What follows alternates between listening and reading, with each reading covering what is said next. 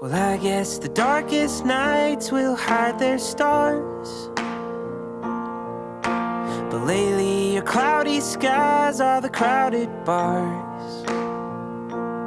And I've been squinting at the distance, waiting for the light to break, worried, dear, about how long that might take. God's been closing windows and slamming doors. The rain keeps leaking in. What the hell was that house for? Love came at so high a cost that you could not afford. So now you're throwing up your hands and feet are kicking up a storm. There's still light in your eyes. It's small, but it still shines. There is nothing in the past that you belong to, and even if the memories come and find you, well, it is not the task to try to rescue what's left of your joy.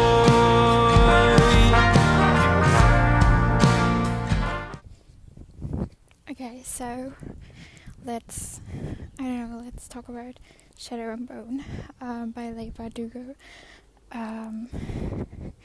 Because yes, I missed all the hype about this series, and I'm only reading it now. I had so many bad opinions on it. But actually, I think it's not even.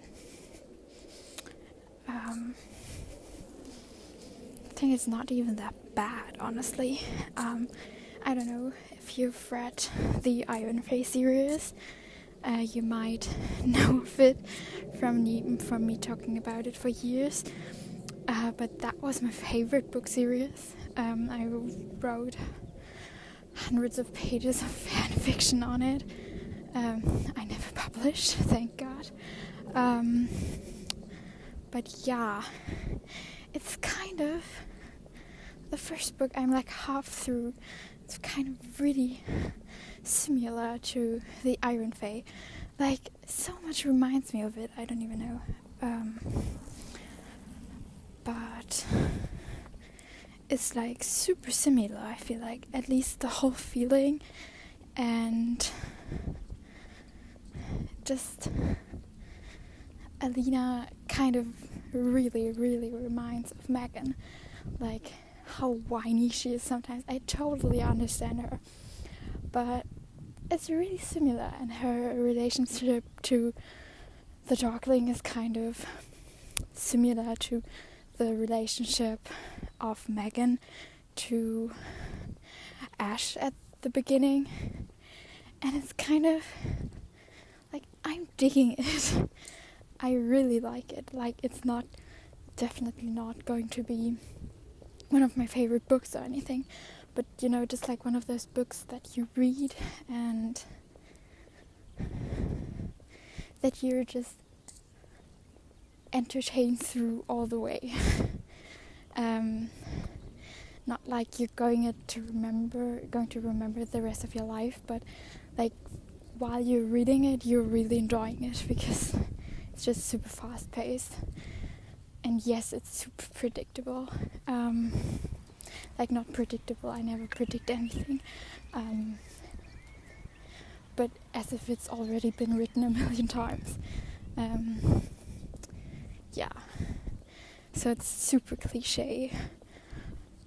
But when you just want to have an enjoyable read, it's like super great for that. So, you know, that's just kind of my reading update and opinion on Shadow and Bone. So I'm definitely going to read the whole series. At least I'm pretty sure I will. So, yeah, it's super different from Six of Crows and Crooked Kingdom. Definitely, it's like a whole other author. But, you know, that's kind of super cool too. Seeing the progress she made while establishing her writing, like that's super cool. So, like, yeah, that's my opinion. I also just I just only realized another like similar thing between the Iron King and Shadow and Bone. Like also the goal they have, like to save their world, is super similar as well. Like they have to save the world, like she's the only one who might be able to do it, and it's like the whole same thing in the Iron King, like the exact same thing. Sure, there are different worlds, like in the Iron Fae we have like the Fae, obviously, so that's super different, but like the whole setup, the characters and the plot line actually is super similar. But like I said, I'm super there for it. I know it's not high literature, but you know, sometimes that's the one thing you need. So totally not here to criticize Shadow and Bone. Just something I realized, and I really like that I realized it, because that's making me enjoy it even more. Because if I would reread the Iron Face series again now, I'd probably hate it. But for the reason that I haven't read Shadow and Bone, it doesn't make me cringe as bad as if I would read the Iron Face series again. What if the valley's too wide to hold your dreams? What if your heart is grown too dull to gleam? What if it's ancestral, it's running through your genes? It's all too much, now you're bursting at the seams. There's still light in your eyes, it's faint but it still shines. There is nothing in the past that you belong to, and even if the memories come and find you, well, it is not their task to try to rescue what's left of your joy.